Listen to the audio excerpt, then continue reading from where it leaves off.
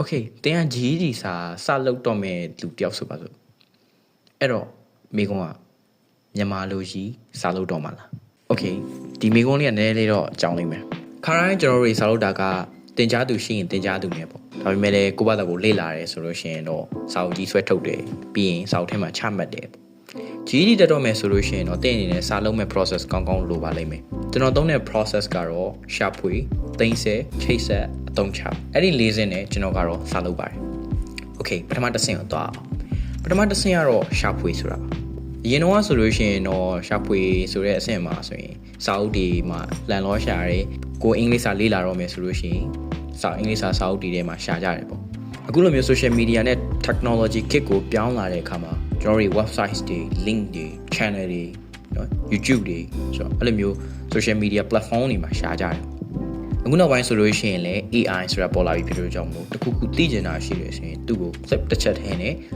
information တွေအများကြီးတောင်းလို့ရတယ်ပထမဆုံးအနေနဲ့ဒီရှာဖွေဆိုတဲ့အဆင့်မှာကျွန်တော်က AI tools တွေကိုသုံးပါတယ်ကျွန်တော်အနေနဲ့သုံးတဲ့ AI tools 3ခုရှိပါတယ်ပထမဆုံးအနေနဲ့ Perplexity AI ဒုတိယတစ်ခုကတော့ Gemini AI နဲ့တတိယတစ်ခုကတော့ ChatGPT လို့ပဲဖြစ်ပါတယ်ဒီထဲမှာကျွန်တော်အကြိုက်ဆုံးကိုပြောရမယ်ဆိုလို့ရှိရင်တော့ Perplexity AI ကိုတော့ညွှန်ပြစီ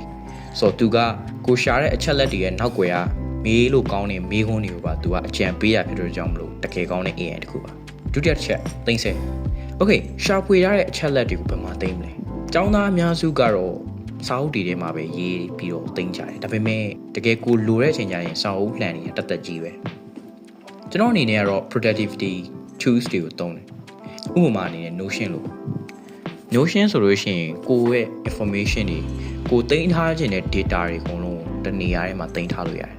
ပြီးတော့ဒီ digital tools တွေက clip တစ်ချက်ထဲနဲ့ကိုမှတ်ထားတဲ့အရာကိုပြန်ရှာလို့ရတယ်ဆိုတော့တကယ်မိုက်တယ်ပြီးတော့လည်း category လိုက်လည်းခွဲထားလို့ရတယ်တင်ဆက်ထားတဲ့ data တွေကိုချိတ်ဆက်ရပါမယ်ဒါမှသာကိုကဥပမာအနေနဲ့ပထမကဘာစစ်အကြောင်းကိုကမှတ်တယ်ဆိုရင်သူ့ရဲ့နောက်မှာဘာတွေဆက်ဖြစ်လဲပထမကဘာစစ်နောက်ပိုင်းမှာဆိုလို့ရှိရင်တော့စီးပွားရေးပြက်ကတ်ရဲ့ဒုတိယကဘာစစ်ဒါတွေရှိမယ်ပေါ့နော်ဆိုတော့အဲ့လိုမျိုးချိတ်ဆက်ပြီးတော့မှတ်ခြင်းအပြင်တင့်အနေနဲ့နောက်ထပ် information တွေကိုလည်းအများကြီးထပ်ပြီးမှတ်လို့ရတယ်လို့တခါတည်းနဲ့အတွဲလိုက်မှတ်မိနေစင်မှာဖြစ်ပါတယ်ဒါကချိတ်ဆက်ပြီးတော့လေ့လာခြင်းဖြစ်ပါတယ်နောက်တစ်ချက်ကတော့အသုံးချဒီနေ့သင်ယူလိုက်တဲ့ဟာကိုဒီတိုင်းပဲမှတ်လိုက်ပင်နဲ့ဒီ task တိလေးတွေကိုလိုက်ပြီးဖြည့်ခြင်းအဖြစ်လဲကိုယ့်ရဲ့ကိုမှတ်ထားတဲ့စာတွေကိုပြန်ပြီးတော့မှတ်မိနေစေပါတယ်ကျွန်တော်ခုပြောပြခဲ့တဲ့အချက်၄ချက်ပါတဲ့ process က GED လေ့လာရုံနဲ့မဟုတ်ဘူးဘယ်ဘာသာရပ်ကိုမဆိုလေ့လာတဲ့နေရာမှာအထောက်အကူပြုမယ်လို့ယုံကြည်ပါတယ်အားလုံးပဲ good luck ပါ bye bye